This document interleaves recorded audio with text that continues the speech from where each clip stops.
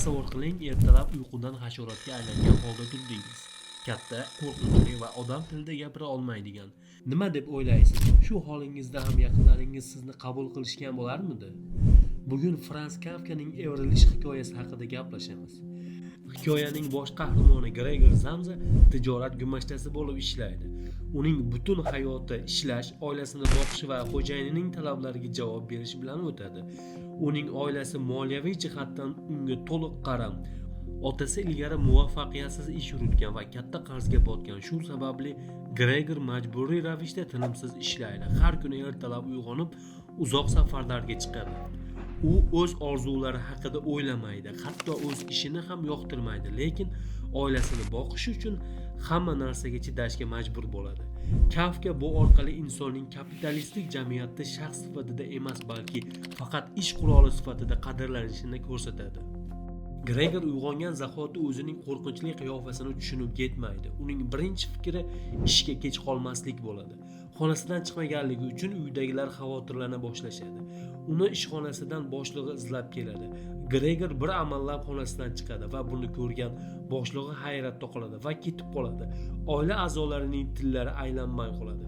Sekin-asta oila a'zolari bu holatga ko'nika boshlashadi. Ularni Gregorning holatidan ko'ra endi ro'zg'orni qanday tebratish ko'proq tashvishga sola boshlaydi. Gregorning xonasiga hech kim yurak yutib kira olmas edi.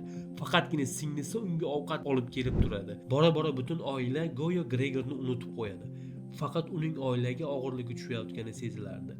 Oila a'zolari o'zlariga ish topishadi va uylariga 3 ta ijarachi qo'yishadi. Gregorning xonasini esa omborxonaga aylantirishadi. Bir kuni oila a'zolari va ijarachilar bazm qilib o'tirishganida Gregor musiqa eshitish uchun ularga yaqin boradi. Katta, qo'rqinchli hasharotni ko'rgan ijarachilar ijara pulini berishdan bosh tortishadi. Bundan jahli chiqqan ota Gregorni xonasi tomon hayday boshlaydi va Gregorga qarata olma otadi. Olma Gregorning tanasiga kirib qoladi va tanani chirita boshlaydi. Gregordan voz kechishni oila a'zolariga singlisi Greta taklif qiladi. Oradan hech qancha vaqt o'tmay Gregor vafot etadi. Buni eshitgan oila a'zolari yengil tortishadi va oilaviy sayrga hordiq olish uchun chiqishadi. Endi ular qizlarini boyroq odamga turmushga berish haqida o'ylashadi. Bir qarashda bu qandaydir fantastik hikoya bo'lib ko'rinadi, to'g'rimi? Lekin bu hikoyada shafqatsiz haqiqat bor.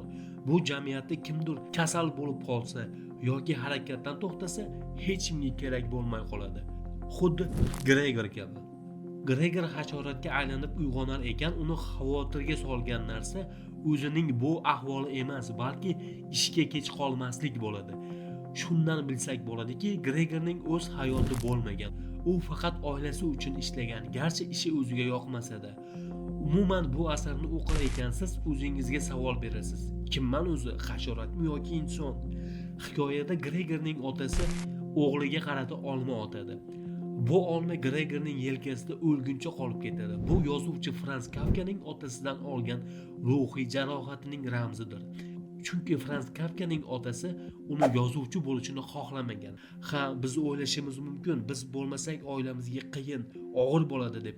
Lekin ushbu asar orqali ko'rishimiz mumkinki, hayot biz bo'lmasak ham davom etaveradi. Endi bir savol: siz hasharotmisiz yoki inson? E'tiboringiz uchun rahmat.